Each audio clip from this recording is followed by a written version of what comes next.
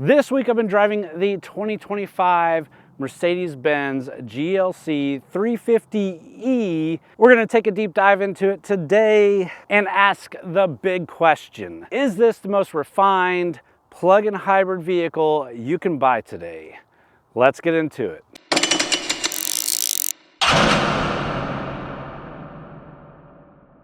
All right, before we jump into this one right here, let's quickly touch on the different trims that the GLC is offered in, starting with the GLC 300, which is the base trim, and then you have the GLC 300 4MATIC. Both still very good looking and a great option. This is the next step up, the GLC 350e, which is the plug-in hybrid, and this is only offered in the 4MATIC. Above that you have the GLC 43, which is more sporty, and then the AMG GLE 63s, which is the AMG version and is a whole nother ball game. Let's dive into this, the plug-in hybrid. First up, let's talk about the looks. Now, I've got to say, the Starling blue metallic paint on this GLC really pops. It's one of the best colors Mercedes offers on this vehicle. It just gives the SUV a super premium standout look, and I really like it.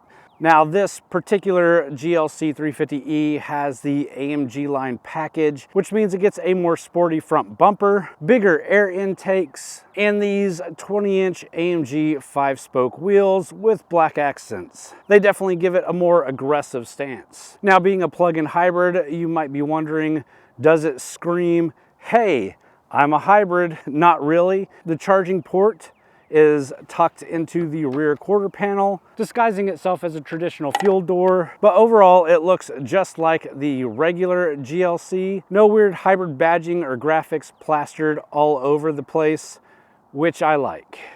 All right, stepping inside, this is classic Mercedes luxury. Clean, modern, and full of tech. So my review vehicle here has the AMG Neva Gray MB Tex upholstery, which looks and feels premium. Some people I know complain about Mercedes leather quality or interior quality, but honestly, I've got zero issues with the materials in here. Let's kick it on and wake up the rest of the interior and tech.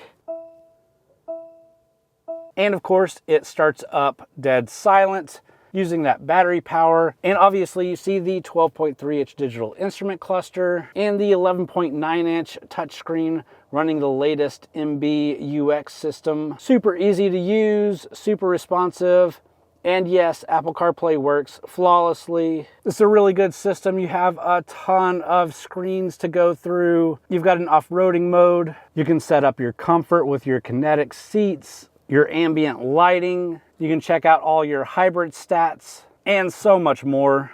Below that screen is a dynamic bar that has a lot more buttons on it. These are kind of capacitive as well as touch. We've seen it in other Mercedes vehicles. You can also see we do have a fingerprint sensor for different driving modes, which is pretty cool. And you've got a button here to turn your 360 cameras on, which, even though this is not a large SUV that you have to really worry about parking, it always comes in handy to know that you are parked well. Obviously, our gear shifter stock is on the steering column. Our steering wheel is leather wrapped, pretty beefy with perforated leather. We do have paddle shifters and all the controls you would expect from a Mercedes steering wheel. The one small thing that is a bit distracting in the interior is the ambient lighting. It is very bright. You can, of course, adjust the settings. It is cool to show off and to have the different moods and lots of different options that you have. But again, it can be distracting. Now, let's talk space. The GLC 350e is not a family hauler. If you're looking for something more spacious, I'd say check out the GLB or GLE, depending, of course, on exactly what you're looking for and how much you're willing to spend. The rear seats, a little tight. I actually did have 3 of my kids in the rear seats, and my kids are bigger now. They fit, but it wasn't exactly roomy. I can fit in the rear seat behind my wife's seating position, but not really my driving position. But headroom for me as a 6'1" adult, no issues. Cargo-wise, you're looking at 16.7 cubic feet with the seats up and 53 cubic feet with them down. It's decent, but some competitors offer more storage. Just keep that in mind if you're hauling a lot of gear. All right, let's talk power and driving experience. Under the hood, you've got a 2-liter turbocharged inline 4 with an electric motor giving you 313 horsepower and 406 pound-feet of torque. And let me tell you, it feels quick. The hybrid system kicks in seamlessly, and the gas to electric transitions, you don't even notice them. It's smooth, refined, and just effortless to drive. Steering, light but precise.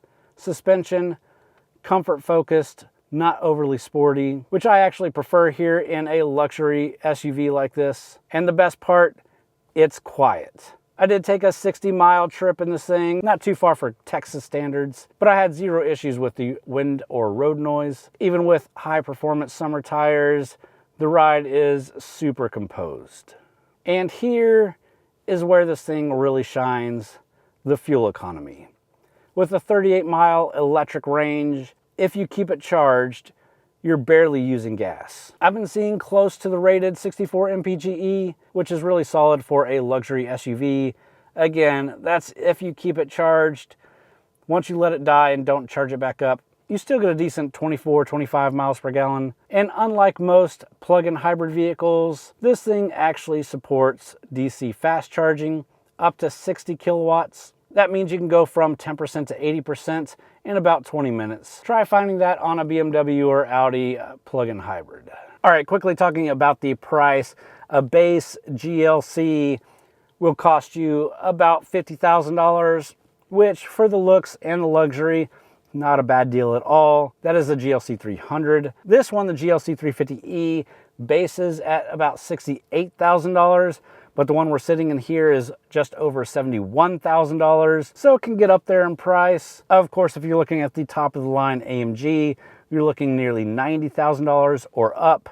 Funny enough, I've been on a string of pretty expensive vehicles that I've been driving, and they've been Fords and Jeeps. I've had 2 Raptors and the Jeep 392. The Bronco Raptor was $90,000, the F-150 Raptor was $110,000, and the Jeep was $110,000. So in comparison, this Mercedes, cheap. But if you're talking about actual competitors to this vehicle, you can look at competitors from BMW, from Audi, from Porsche. I think the Lexus RX with its hybrid system is one of the better competitors here. And the Volvo XC60 Recharge is also a really good competitor. And both of those will come in at lower price points. But there's no denying there's something special about this Mercedes. Let's jump out and I'll give you some of my final thoughts.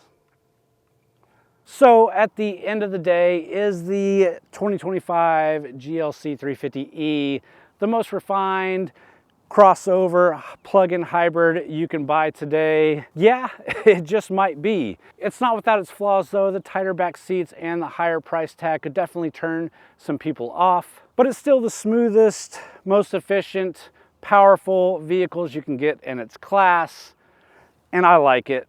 Now let me know in the comments if you would take this over something like the BMW or Audi hybrids, or what you think about this, the GLC 350e. With that, hit the thumbs up button if you enjoyed the video. Leave me a comment, let me know what you think. Subscribe to the channel if you're not already. We do a different review every week, really worth checking it out. Also check out TXGARAGE.com for more written reviews as well as event news coverage from a lot of great authors over there, not just myself. Really worth checking out, TXGARAGE.com. With that, that's all I got for this one. Thanks for watching.